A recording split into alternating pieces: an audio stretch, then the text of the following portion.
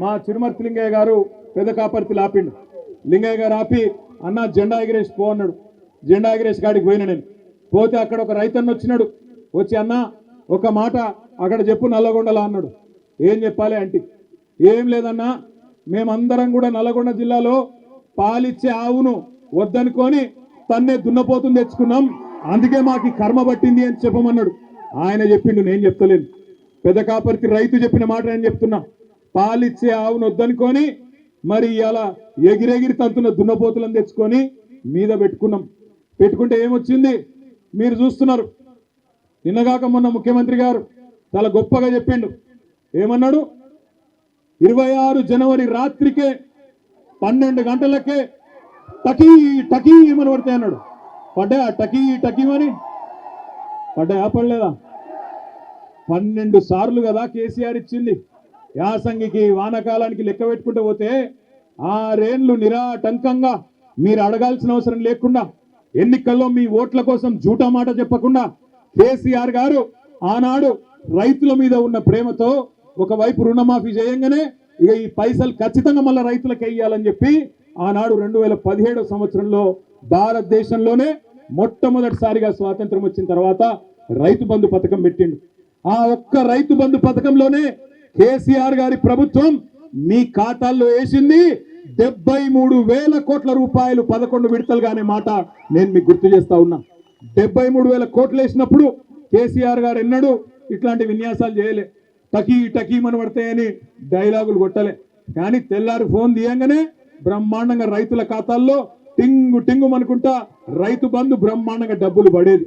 కానీ ఈ ముఖ్యమంత్రి, ఈ కాంగ్రెస్ పార్టీ వీళ్ళెవ్వరు మీకు కొత్తోళ్ళు కాదు. నిజానికి 55 ఏళ్ళు చూసిన వాళ్ళే ఈ నల్లగొండ జిల్లాలో తాగునీటికి ఇబ్బంది అయ్యి ఆఖరికి మన పిల్లల బొక్కల్లో మూలుగా చచ్చిపోయేందుకు కారణమే కాంగ్రెస్. నల్లగొండ జిల్లా బిడ్డలు జీవోత్సవాలుగా మారినంటే దానికి కారణమే కాంగ్రెస్. నల్లగొండ రైతులు అవస్థపడ్డారంటే దానికి కారణమే కాంగ్రెస్. అందుకే మిమ్మల్ని మోసం చేయడానికే కొత్త కొత్త మాటలు, కొత్త కొత్త వేషాలు వేసుకొని కొత్త సీసాలో పాత సారా అన్నట్టు మళ్ళా బయలుదేరినారు. ఎన్నికలకు ముందు చెప్పినాం మేము వచ్చి మీకు అన్నాడు, అన్న కాంగ్రెస్ వాళ్ళు గెలిస్తే రైతు బంధుకు రామ్ రామ్ అంటారు, యాది పెట్టుకోండి అని నేను చెప్పిన. అదేవిధంగా పెద్దలు కేసీఆర్ గారు ప్రతి నియోజకవర్గంలో చెప్పిండ్రా లేదా?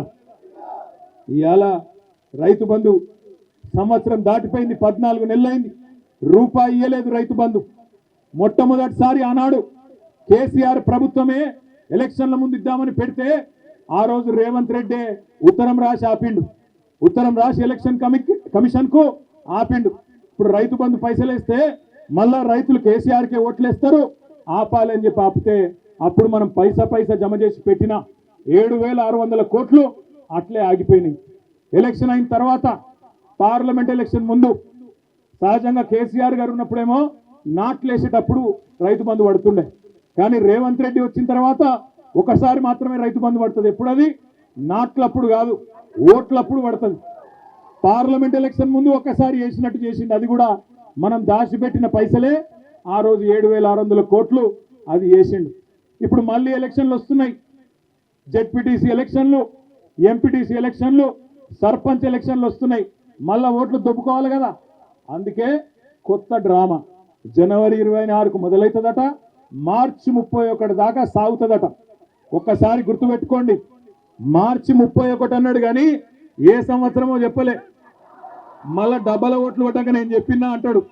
ఎందుకంటే మీకు యాదికుండాలి, పెద్ద పెద్ద మాటలు చెప్పిండు ఎలక్షన్ల ముందు. ఏమన్నాడు యాదికుందా? ఎవరైతే కేసీఆర్ గారితోని రుణమాఫీ పొందినరో వాళ్ళందరూ ఎంబడ ఊరుకుండ్రి, ఎంబడ బ్యాంకుకు వండి 2 లక్షలు తెచ్చుకోండి, నేను వస్తూనే ఉన్నా. రాగానే డిసెంబర్ 9 నాడు సోనియా గాంధీ జన్మదినం సాక్షిగా ఒకటే సంతకం పెడతా, ఏకకాలంలో రుణమాఫీ చేస్తా అన్నాడు. మరి ఇలా 1 కాదు 2 కాదు 14-15 నెలలైంది. జరిగిందా రుణమాఫీ? జరిగిందా జరగలేదా? గట్టిగా చెప్పండి కొద్దిగా. జరిగిందా జరగలేదా? ఏ ఊళ్ళో కూడా చారాన కూడా రుణమాఫీ కాలే. అందుకే నేను అడిగిన అసెంబ్లీలో, రేవంత్ రెడ్డి బయట మొరుగుడు కాదు, దమ్ముంటే ఇక్కడ మాట్లాడు. ఏ ఊరికి పోదామో పోదాంపా.